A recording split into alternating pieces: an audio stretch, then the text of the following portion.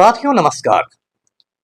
पटना बिहार से मैं Amitabh Kumar Das, IPS 94 batch, और आप देख रहे हैं मेरा अपना यूट्यूब चैनल दास बोले बिंदास। क्योंकि जब बुज़दिलों ने मुंह में दही जमा लिया हो तो दास का बिंदास बोलना जरूरी हो जाता है। साथियों, आप सभी जानते हैं कि पूर्व प्रधानमंत्री अटल बिहारी वाजपेयी ने शादी नहीं की थी, लेकिन बिना शादी किए अटल बिहारी वाजपेयी एक औरत के साथ रहता था। इस वीडियो को आखिर तक दिल थाम कर देखिए, ये बहुत रोचक और ज्ञानवर्धक वीडियो है। साथियों, बात कई दशक पहले की है। मध्य प्रदेश में एक शहर है ग्वालियर।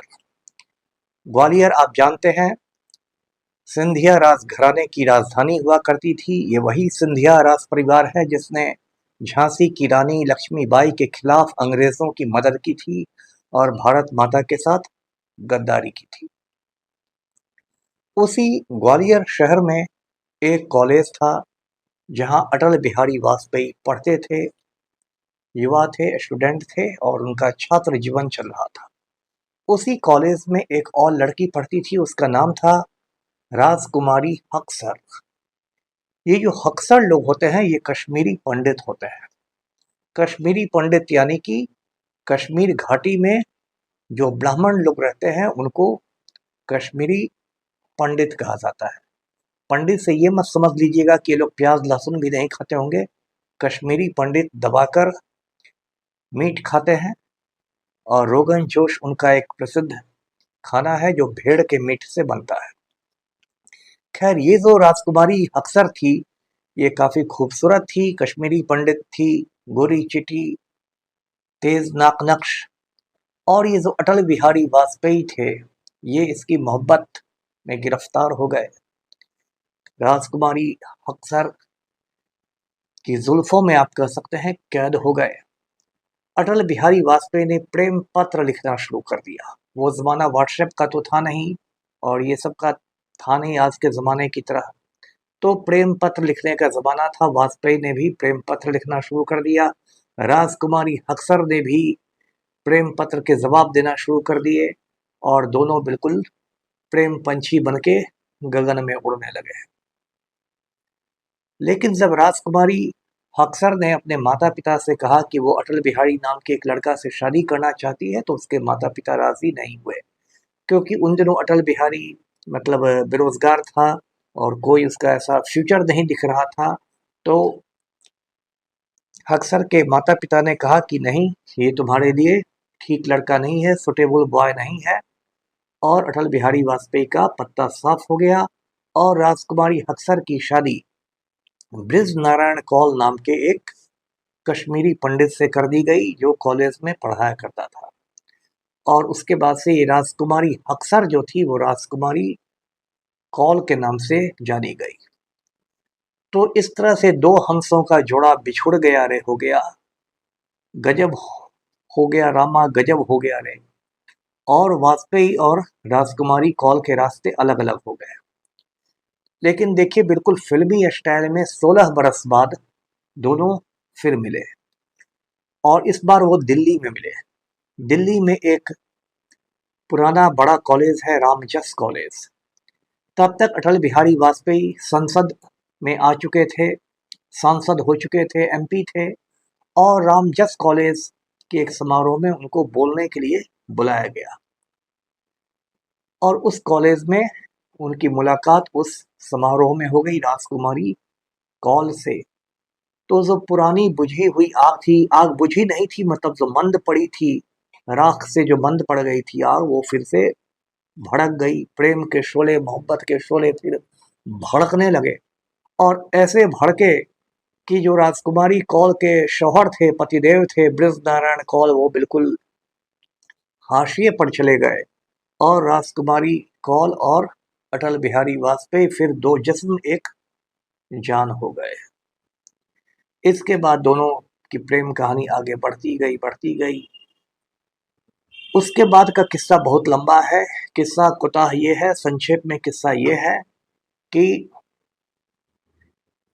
राजकुमारी कौल की एक बेटी थी नमिता। नमिता को अटल बिहारी वाजपेयी ने अपनी दत्तक पुत्री कहना शुरू कर दिया। अब उस जमाने में तो डीएनए वाला मामला था नहीं, और अब तो वाजपेयी दिवंगत हो गए हैं, सब लोग ऊपर चले गए हैं, इसलिए अब कोई गुंजाइश भी नहीं है। लेकिन कहने वाले कहते हैं कि हो सकता है अटल बिहारी वाजपेयी नमिता के मुंह बोले पिता नहीं बल्कि असली पिता हो, जैविक पिता हो। जैसे पंडित नारायण दत्त तिवारी एक बड़े बुजुर्ग नेता हुआ करते थे, जब 90 बरस के हो गए तब एक लड़के ने दावा किया कि ये मेरे जैविक पिता हैं, और फिर खून का नमूना लेके मैच कराया गया तो डीएनए मैच हो गया, और 95 बरस की उम्र में पंडित नारायण दत्त तिवारी को दूल्हा बनना पड़ा, उस लड़के की मां से शादी करनी पड़ी थी। तो ये डीएनए का कमाल था। अब ये जो थी नमिता, अटल बिहारी वाजपेयी और राजकुमारी कौर, इन तीनों का बिल्कुल एक छोटा परिवार, सुखी परिवार बन गया, और ये लोग सब साथ रहने लगे।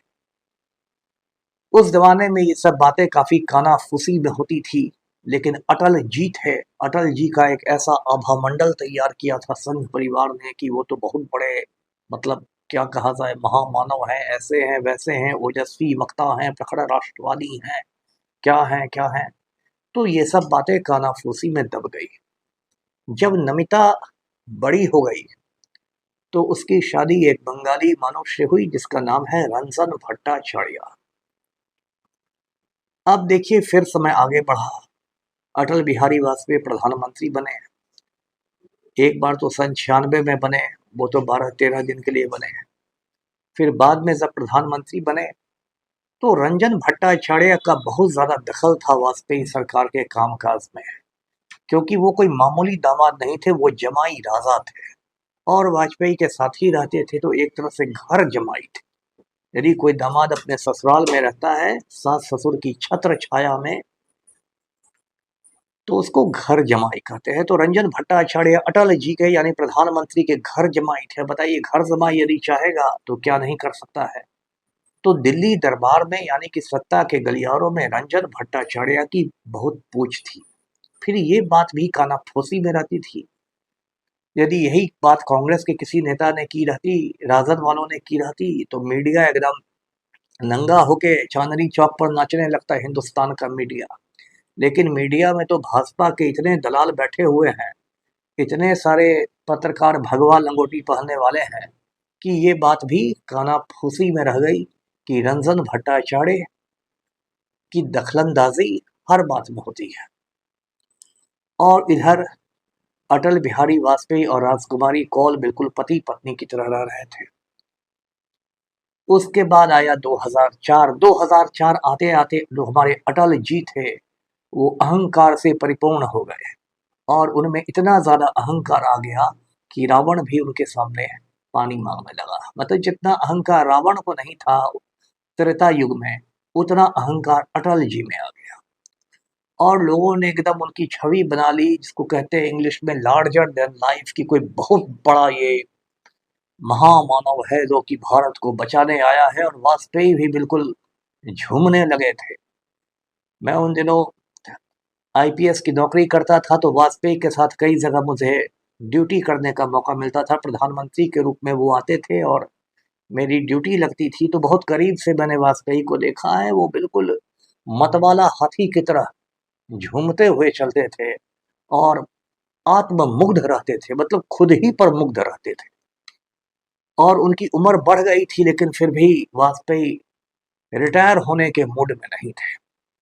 वो अपनी अदा में कहते थे कि ना टायर्ड हूं ना रिटायर्ड, और उनके चमचे वाह वाह वाह वाह वाह वाह करते थे। तो ये वाजपेयी का समय था। 2004 तक ये अहंकार सर चढ़कर बोल रहा था, और तब तक वाजपेयी के एक दुलरुआ आ गए थे, प्रमोद महाजन। मैं ये भी बता दूं आपको कि अटल बिहारी वाजपेयी बहुत बड़ा जातिवादी आदमी था। उतना बड़ा जातिवादी नेता भारत के इतिहास में शायद कोई नहीं हुआ, और ब्राह्मणों के अलावा वो किसी को नहीं देखना चाहता था। उसका प्रधान सचिव जो था, प्रिंसिपल सेक्रेटरी, वो ब्रजेश मिश्रा था, और ये जो प्रमोद महाजन था ये महाराष्ट्र का ब्राह्मण था। तो वाजपेयी इसको अपना उत्तराधिकारी बना रहे थे।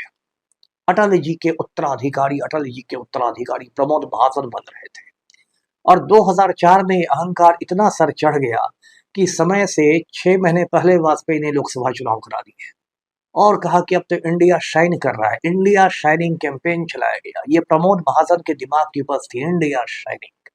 लेकिन जब नतीजे आए तो अटल जी का चेहरा जर्द हो गया, पीला पड़ गया, क्योंकि कांग्रेस ने बहुमत हासिल कर दिया और डॉक्टर मनमोहन सिंह प्रधानमंत्री बन गए। और उसके बाद 10 बरस तक डॉक्टर मनमोहन सिंह की सरकार रही। ये जो वाजपेयी कहते थे कि ना टायर्ड हूं ना रिटायर्ड हूं, तो जनता ने उनको टायर्ड भी मान लिया, रिटायर्ड भी मान लिया। वाजपेयी को हार का ऐसा सदमा लगा कि उन्होंने बिस्तर पकड़ लिया और उसके बाद कभी नहीं उस बिस्तर से उठे। उसके बाद उनका जनाजा ही उठा, वो खुद नहीं उठ सके। और ये जो उनका परिवार था, नमिता भट्टाचार्य और रंजन भट्टाचार्य की तब तक एक बेटी भी हो चुकी थी, निहारिका नाम था उसका। अब ये लोग सब मिलकर अटल जी की पूरी कहते हैं सेवा करते रहते थे। इस बीच 2014 में राजकुमारी कौल का इंतकाल हो गया, वो दिवंगत हो गई। लेकिन ये जो पूरा परिवार था वाजपेयी का, दत्तक परिवार, नमिता भट्टाचार्य, रंजन भट्टाचार्य, निहारिका भट्टाचार्य, ये सब लोग वाजपेयी के साथ रहते थे। जब वाजपेयी की मौत हुई तो मौत के बाद जो हिंदू धर्म का जो एक अंतिम संस्कार होता है, तो मुखाग्नि दी जाती है। जो आपका उत्तराधिकारी रहता है वो आपको मुखाग्नि देता है। तो वाजपेयी को मुखाग्नि दी नमिता ने, उनकी दत्तक पुत्री ने, जिसको कुछ लोग दत्तक नहीं जैविक पुत्री मानते हैं। तो ये वीडियो मैंने इसलिए बनाया है कि जो भाजपाई लोग होते हैं ना, ये पाखंड से परिपूर्ण लोग होते हैं और इनके दिमाग में सिर्फ गोबर और गोमूत्र पाया जाता है। और विवाह के मामले में तो ये और पाखंडी होते हैं। जो अभी हमारे प्रधानमंत्री हैं नरेंद्र मोदी, उन्होंने कब की शादी की जसोदा बेन से, और उसके बाद फिर जसोदा बेन को ऐसा त्यागा कि अभी प्रधानमंत्री आवास में जसोदा बेन की एंट्री नहीं होती है, घुसने नहीं दिया जाता है। इतना ही नहीं, नरेंद्र मोदी ने बरसों तक जो कॉलम भरे जाते हैं फॉर्म में, चुनाव लड़ने के फॉर्म में, उसमें विवाह वाला कॉलम खाली छोड़ दिया। बाद में जब सुप्रीम कोर्ट ने आदेश दिया कि किसी भी कॉलम को खाली नहीं छोड़ना है, तब विवाह वाले कॉलम में मोदी ने खुद को विवाहित घोषित किया और तब दुनिया को पता चला कि ये तो जसोदाबेन के पति परमेश्वर है। ऐसे मोदी जी बात करते हैं सबका साथ सबका विकास। तो इसलिए मैंने ये कहानी सुनाई। और राजकुमारी कौल जिस तरह की महिला थी, उसको पुराने जमाने में रखैल कहा जाता था। ऐसे ये अब शब्द जो है ये असंसदीय हो गया है और गाली की तरह इस्तेमाल किया जाता है, लेकिन मैं तथ्य के रूप में आपको बता रहा हूँ। और इस तरह के रिलेशनशिप को, इस तरह के रिश्ते को आजकल की भाषा में सहजीवन कहते हैं। इंग्लिश में कहते हैं लिव इन रिलेशनशिप। और भारत के बड़े बड़े शहरों में, महानगर में ये बहुत कॉमन चीज हो गई है। पश्चिमी देशों में तो ये कॉमन है कि बिना शादी किए दो बालिग स्त्री और पुरुष साथ साथ रहें। मैं व्यक्तिगत रूप से इसको गलत भी नहीं मानता। यदि दो बालिग मर्द औरत है और अपनी मर्जी से साथ साथ रह रहे हैं, तो उसमें तीसरे के पेट में क्यों दर्द होना चाहिए। और भारत में भी अब इसको कानूनी मान्यता मिल गई है, सहजीवन को, लिव इन रिलेशनशिप को। लेकिन वीडियो बनाने का मेरा ये उद्देश्य था कि भाजपा वाले बहुत पारंगत होते हैं दूसरे की निजी जिंदगी पर टीका टिप्पणी करने में, नेहरू और एडविना की चर्चा करने में।